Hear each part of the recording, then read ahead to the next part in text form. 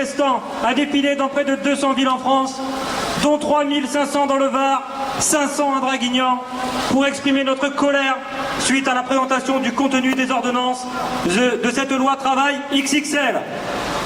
Plus largement, nous avons exprimé notre rejet du projet de société que promet Emmanuel Macron et son gouvernement.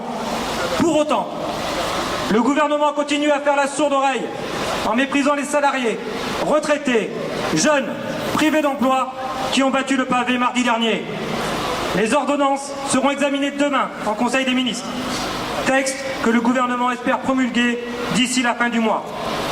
Mais leur adoption ne sera définitive qu'après leur approbation par le Parlement, et ce processus prendra au minimum plusieurs semaines, voire plusieurs mois.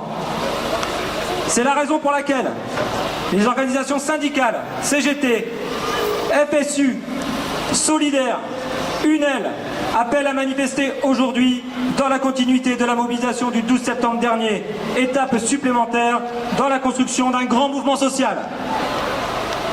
De nombreux sondages montrent très clairement un mécontentement d'une très large majorité de la population, que l'on soit salarié, retraité, jeune ou privé d'emploi.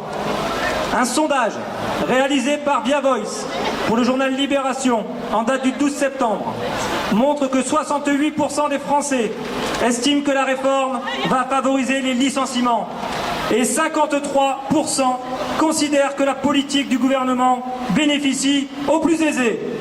Nous le rappelons, nous sommes tous concernés par cette réforme XXL du Code du travail. En effet, entre le plafonnement des indemnités prud'homales et la redéfinition des règles de licenciement, les ordonnances ratissent très large. Personne ne sera épargné par cette réforme, depuis les salariés des TPE jusqu'au cadre des grands groupes. Nous en avons déjà cité beaucoup, mais quelques nouveaux exemples pour illustrer nos propos, tel le CDI de chantier, inscrit dans ces ordonnances et qui renforcera la précarité, surtout chez les jeunes. Mais aussi, certaines contreparties, lors de la mobilité des cadres, pourront être remises en cause demain par ces nouveaux dispositifs, par un simple accord d'entreprise. Autre exemple, l'allongement du congé maternité ou l'allègement du temps de travail pour les femmes enceintes pourront également être remis en cause par un simple accord d'entreprise. Ces exemples sont légion, car ils nous concernent toutes et tous dans notre quotidien au travail. Aussi, à moins d'être actionnaire du CAC 40, il n'y a aucune raison de ne pas être dans la rue. De nombreuses professions entrent dans l'action. C'est le cas des routiers, à partir du lundi 25 septembre. Cela sera également le cas dans la fonction publique, le 10 octobre, à l'appel de toutes les organisations syndicales, ce qui n'est plus arrivé depuis de nombreuses années. N'oublions pas également que les retraités seront dans la rue le 28 septembre, à l'appel de 9 organisations syndicales. Certains politiques continuent de clamer haut et fort que ce n'est pas la rue qui fait la loi, mais ce n'est pas une poignée d'oligarques à coups de 49.3 ou d'ordonnances qui imposeront la leur.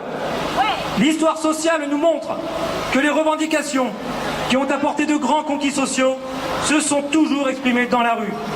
Non, monsieur Macron, la démocratie ne s'arrête pas à la sortie des urnes, elle s'exprime également dans la rue. Poursuivons la lutte, amplifions les mobilisations, ne lâchons rien, la société sauce Macron, c'est non, bonne manifestation!